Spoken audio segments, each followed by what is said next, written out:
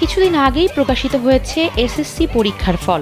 এখন শিক্ষার্থীরা তোড়জোড় করছে কলেজে ভর্তি হওয়ার জন্য। তবে সবার অবস্থা একই নয়। যারা এসএসসিতে 1 বা 2 বিষয়ে অনুত্তীর্ণ হয়েছেন তারা রয়েছেন বেশ চিন্তায়। বর্তমানে এসএসসিতে 1 বা 2 বিষয়ে ফেল করলে শুধু সেই বিষয়ে পরীক্ষা দেওয়ার সুযোগ থাকলেও কলেজে ভর্তি হতে পারে না শিক্ষার্থীরা। এতে করে নষ্ট হয় তাদের একটি শিক্ষা বছর।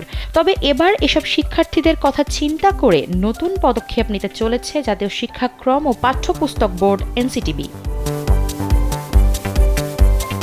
এখন নতুন শিক্ষাক্রম অনুযায়ী এসএসসিতে 1 বা 2 বিষয়ে অনুত্তীর্ণ হলেও কলেজে ভর্তি হওয়া যাবে। তবে পরের 2 বছরের মধ্যে তাকে পাবলিক মূল্যায়নে অংশ নিয়ে বিষয়গুলোতে উত্তীর্ণ হতে হবে।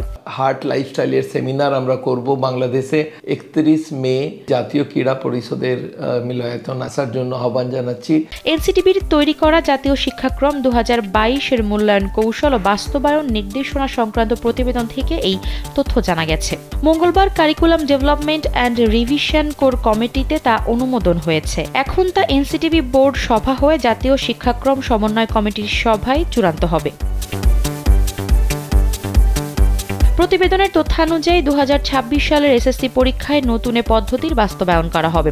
ওই বছরের ডিসেম্বরে শুধুমাত্র 10ম শ্রেণীর পাঠ্য বইয়ের উপর এসএসসি পরীক্ষা অনুষ্ঠিত হবে। নতুন নিয়মে এসএসসি পরীক্ষায় কেউ 1 বা 2 বিষয়ে অনুত্তীর্ণ হলেও সে একাদশ শ্রেণীতে ভর্তি হতে পারবে। ওই শিক্ষার্থীকে পরের 2 বছরের মধ্যে পাবলিক মূল্যায়নে অংশগ্রহণ করে অনুত্তীর্ণ বিষয়গুলোতে উত্তীর্ণ হতে হবে। এ বিষয়ে এনসিটিবি সদস্য অধ্যাপক মশিউজ্জামান সংবাদ মাধ্যমকে জানান, বর্তমানে এসএসসিতে 1 বা 2 বিষয়ে ফেল করলে শুধু সেই বিষয়ে পরীক্ষা দেওয়ার সুযোগ থাকলেও তারা কলেজে ভর্তি হতে পারে না। এতে শিক্ষার্থীর জীবন থেকে 1 বা একাধিক বছর চলে যায়। নতুন কারিকুলামে কেউ 1 বা 2 বিষয়ে অনুত্তীর্ণ হলেও একাদশে ভর্তি হয়ে ওইসব বিষয়ে পরীক্ষা ফের দিতে পারবে। এতে তার দুটি কাজ একসঙ্গে চলবে। তিনি জানান, কোর কমিটিতে এসব প্রস্তাব পাশ হয়েছে। এখন এনসিসি সভায় অনুমোদনের জন্য উপস্থাপন করা হয়েছে। সেখানে চূড়ান্ত হলে সবাইকে তা জানিয়ে দেওয়া হবে। তবে এনসিটিবির চেয়ারম্যান অধ্যাপক মোহাম্মদ ফরহাদুল ইসলাম সংবাদ মাধ্যমকে জানান, এমন নিয়ম রয়েছে, তবে তা এখনো চূড়ান্ত হয়নি। চূড়ান্ত অনুমোদন হওয়ার আগে এ নিয়ে কোনো কথা বলা উচিত নয় বলে মন্তব্য করেন তিনি। বলেন, যদি এতে পরিবর্তন আসে তখন বিভ্রান্তির সৃষ্টি হতে পারে। গত বছর প্রথম, ষষ্ঠ ও সপ্তম শ্রেণীতে নতুন কারিকুলাম বাস্তবায়ন করা হয়। চলতি বছর বাস্তবায়ন করা হচ্ছে দ্বিতীয়, তৃতীয়, অষ্টম ও নবম শ্রেণীতে।